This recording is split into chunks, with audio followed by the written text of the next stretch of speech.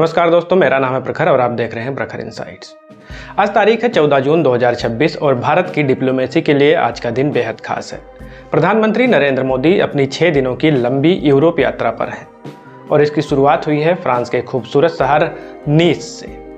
लेकिन दोस्तों, यह सिर्फ एक साधारण दौरा नहीं है। दुनिया इस समय एक तरफ यूएस ईरान टेंशन और दूसरी तरफ तकनीकी की लड़ाई यानी टेक वार देख रही है। ऐसे नाजुक वक्त में पीएम मोदी का यूरोप में होना और आज राष्ट्रपति इमैनुअल मैक्रों के साथ एक बहुत बड़े मिशन की शुरुआत करना, यह भारत की बदलती ग्लोबल पावर का संकेत है। आज के इस वीडियो में हम जानेंगे कि आज नीस में पीएम मोदी और मैक्रों ने किस बड़े मिशन भारत इनोवेट्स 2026 को लॉन्च किया, क्यों यह दौरा भारत के स्टार्टअप्स और डिफेंस के लिए गेम चेंजर है और 1993 के बाद इतिहास में पहली बार ऐसा क्या होने वाला है। वीडियो को अंत तक देखिएगा क्योंकि जियोपॉलिटिक्स का असली खेल समझना बहुत जरूरी है।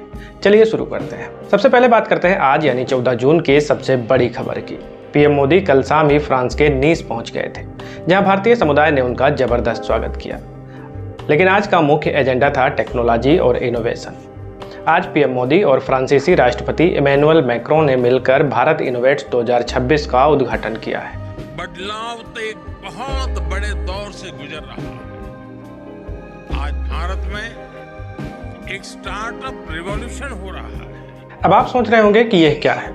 आसान भाषा में समझे तो ये एक ऐसा मंच है जहां भारत के 120 से ज्यादा टॉप स्टार्टअप्स, 15 बड़े शिक्षा संस्थान और यूरोप के 500 से ज़्यादा बड़े निवेशक यानी इन्वेस्टर्स एक छत के नीचे आए हैं। मकसद साफ है, भारत के डीप टेक स्टार्टअप्स जैसे स्पेस, एआई और ग्रीन एनर्जी को यूरोप का पैसा और फ्रांस की तकनीकी मिले।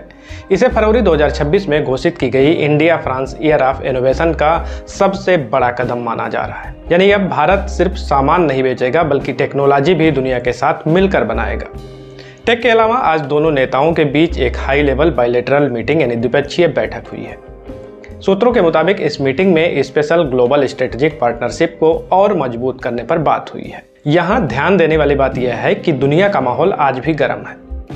जहाँ एक तरफ अमेरिका और ईरान के बीच शांति समझौते की अटकलें हैं, तो वहीं दूसरी तरफ ओमान के तट के पास भारतीय नाविकों के साथ हुई हालिया घटनाओं को लेकर अमेरिका और भारत के बीच थोड़ी भी टेंशन देखी गई है। ऐसे में फ्रांस, जो यूरोप में भारत का सबसे भरोसेमंद साथी है, उसके साथ खड़े होना भारत की स्ट्रेटेजिक ऑटोनॉमी को दिखाता है। पीएम मोदी यहां से दुनिया को यह संदेश दे रहे हैं कि भारत अपनी शर्तों पर रिश्ते निभाता है, चाहे वो G7 का मंच हो या द्विपक्षीय बातचीत।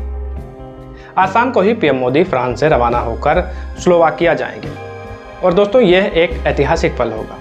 क्यों?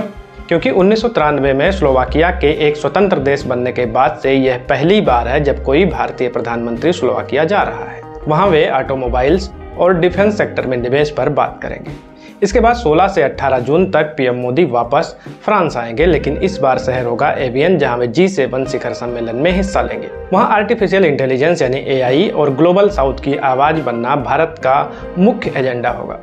और अंत में 18 जून को पेरिस में विवा टेक समिट में हिस्सा लेंगे, जहां Bharat country of the year के तौर पर शामिल है। तो दोस्तों, कुल मिलाकर बात यह है कि पीएम मोदी की यह यात्रा सिर्फ फोटो ऑप नहीं है। भारत इनोवेट्स के जरिए हमारे युवाओं के लिए यूरोप के दरवाजे खुल रहे हैं और स्लोवाकिया जैसे नए देशों के साथ रिश्ते बनाकर भारत यूरोप में अपनी पकड़ मजबूत कर रहा है। क्या आपको लगता है कि भारत के स्टार्टअप्स यूरोपियन मार्केट में अपनी धाक जमा पाएंगे? और G7 में भारत को किन मुद्दों पर सबसे ज्यादा जोर देना चाहिए?